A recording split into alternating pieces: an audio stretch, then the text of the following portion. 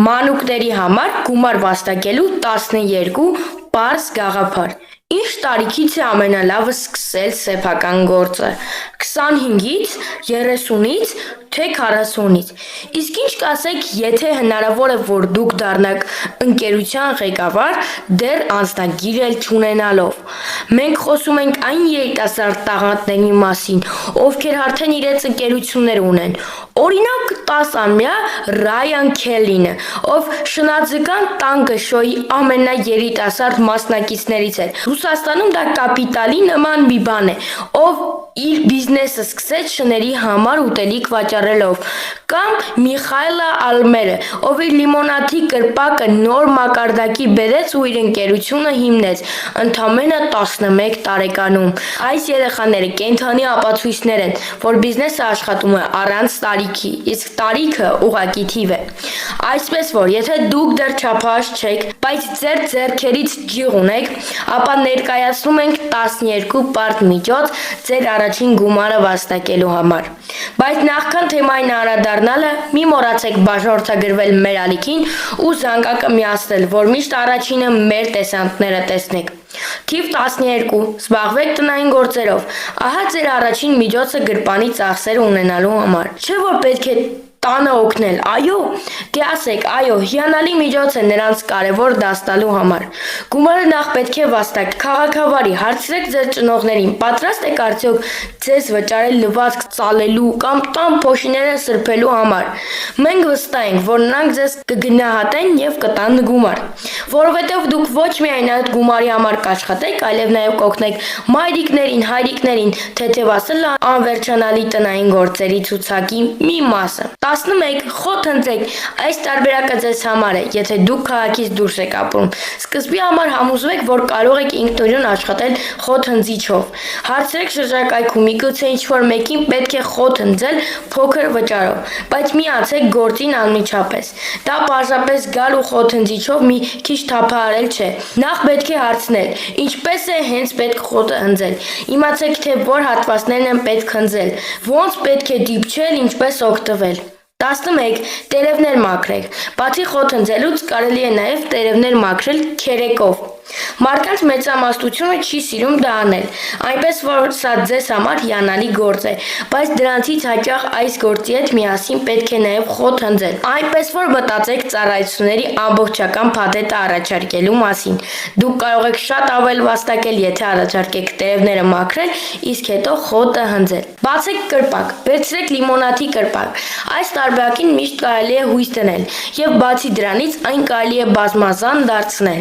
Սառը լիմոնադը հիանալի շոգին, բայց աշնան ու ձմեռը ավելի լավ է այն փոխարինել տաք շոկոլադով։ Սահմանեք խելամիտ գին եւ գումար պայեք ապահով տեղում, կողպված արկղում կամ դրամապանակում։ Ուշադիր եղեք, թե որտեղ եք տեղադրում ձեր կրպակը։ Մի դրեք այն մասնավոր տարածքում, հակառակ դեպքում կարող եք պատժվել։ Եվ նաեւ չարժե առևտուր անել այնտեղ, որտեղ պետք է վճարել առևտրական գործունեության համար։ Վաճառեք թխվածքեղեն։ Թխվածքաքեղենի վաճառքը, օրինակ թխվածքաբլիթների կամ կեքսերի հիանալի սկիզբ է, բայց միշտ խնդրեք ծնողների օգնությանը, խոհանոցում դժբախտ պատահարներից խուսափելու համար։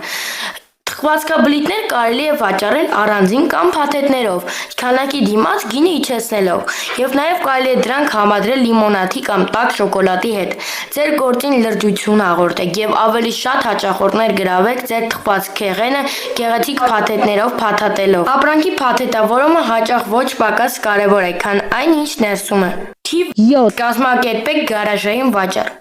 Վաճառք անպետք գրքերի, խաղալիքների, հագուստի եւ այլ իրերի։ Գումար վաստակելու համար դրանք դեն նետելու փոխարեն։ Դժվար թե դուք իմանաք, թե որքան արժեր այդ իրերը յուրաքանչյուրը։ Դրա համար հարցրեք ծնողներին, թե արդյոք հիշում են, թե որքան են դրանց համար տվել։ Այսպես որ դուք կկարողանաք ճիշտ գներ սահմանել, հաշվի առնելով ապրանքի վիճակը։ Վաճառք բացելուց առաջ գովազդային արշավ կազմակերպեք։ Թռուցիկներ գործիքներ բաժանեք ու հայտարարություններ փակցրեք թաղամասում, որպեսզի հնարավորինս շատ մարդ իմանա։ Թիվ 6. Վաճառեք իրեր խնայողական խանութում։ Եթե դուք վստահ եք ձեր բանակցային եւ վաճառքի հմտություններում, դիմեք տեղական խնայողական խանութին ու թող նա հանդես գա ձեր անունից։ Իհարկե, դուք ստիպված կլինեք գնալ մեծահասակի ուղեկցությամբ, այն իրերը, որոնք դուք վաճառելու եք, պետք է լինի լավ վիճակում։ Ձեզ դրեք գնորդի տեղը։ Դուք կգնեիք օգտագործված հագուստ, բծերով, անցքերով կամ առանց կոճակների։ Որակը շատ ավելի կարևոր է, քան քանակը։ Թիվ 5. Ձեռագործ աշխատանքների վաճառք։ Դուք լավ եք աշխատում ձեռքերով։ Այդ դեպքում ձեր հոբին դարձրեք եկամտաբեր բիզնես։ Պատրաստեք ու վաճառեք տարբեր ձեռագործ աշխատանքներ։ Օրինակ, օրիգամի, հին բանալիներից քամու զանգեր, գրքեր, էջանիշներ կամ տան ու այգու զարդեր։ Մի մոռացեք առիթից օգտվել։ Կարելի է օրինակ գունավոր թղթե, ծաղիկներ կամ շնորհավորական բացիկներ պատրաստել Սուրբ Վալենտինի օրվա համար։ Երևակայությունը սահմաններ չկան այս գործում, ինչպես նաև ձեր հնարավորություններում։ Թիվ 4. Սկսեք դասավանդել։ Դուք հիանալի եք հասկանում որևէ առարկայից, օրինակ մաթեմատիկա կամ մոտար լեզուներ։ Դուք լավ եք նվագում որևէ գործիքի վրա։